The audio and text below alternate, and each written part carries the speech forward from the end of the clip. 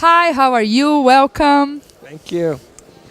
Skip, what is the status of the ATSC 3.0 in the USA? Right. Well, we are just finishing the standard. The development has been going on for almost 10 years, but certainly for in earnest for the last 5 or 6. And it's also being used in Korea. The Republic of Korea, South Korea, has just launched the service there in the Seoul area, and they will be rolling it out through the rest of the country across the rest of this year in time for their Winter Olympics next year in 2018. In the U.S., we're not quite as far along yet, but testing has begun, and deployment will start probably starting next year. New equipment will be starting to show up in the stores in 2018, and so we feel from 2018 through 2020 or so will be the deployment of initial ATSC 3.0 in the U.S. Great. 2017 have been described by many journalists as the year of the broadcast reborn. Do you share this vision? Well, as I said earlier, 2017 certainly is sort of a rebirth in Korea. In the U.S., it will probably be a longer birth, hopefully not a painful one, but long anyway. These transitions do take time, of course. You need the spectrum, you need the equipment, you need the broadcasters to start. So it's step by step. And we think 2018 is probably the beginning of the U.S. transition, the rebirth, following through It's the so next hard, few you years. know? It's so hard. It is. Yes. Many process and many things to do. Yes, many things. And right now the work focus has been on making the technology work, and now it's a question of actually deploying it and then getting consumers to accept it and broadcasters to start transmitting.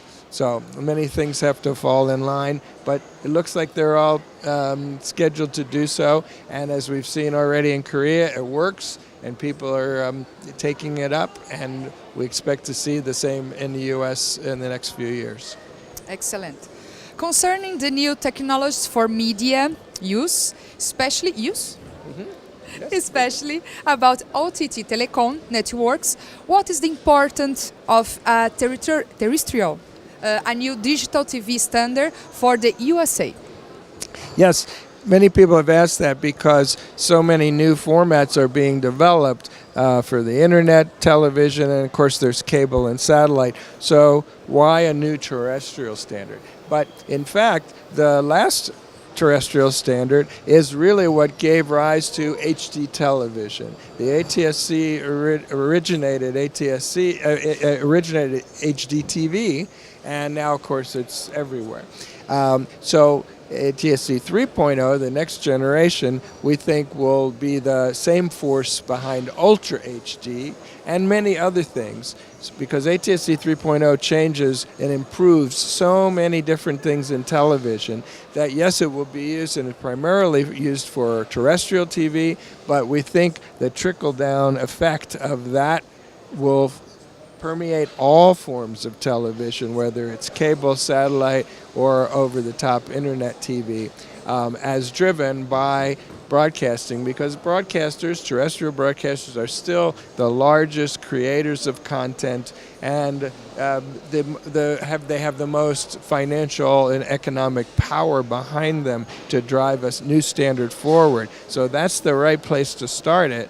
And even though maybe only 15 or 20% of U.S. consumers, and this is true in many other countries as well, actually only receive a signal off of the terrestrial broadcast, the terrestrial broadcast feeds out to many other platforms, and all of those other platforms will accommodate the changes that the new terrestrial standard begins and then flows from there. In your opinion, this scenario is future, or the future is now? The future has to start somewhere. And so right now is as good a time as any, and that's exactly what we expect to see happen with ATSC 3.0. Thank you so much for the interview. Thank you very much. Very glad to be here. Thank you. Obrigado. And I hope to see you again. Thanks. Bye-bye. Thank you.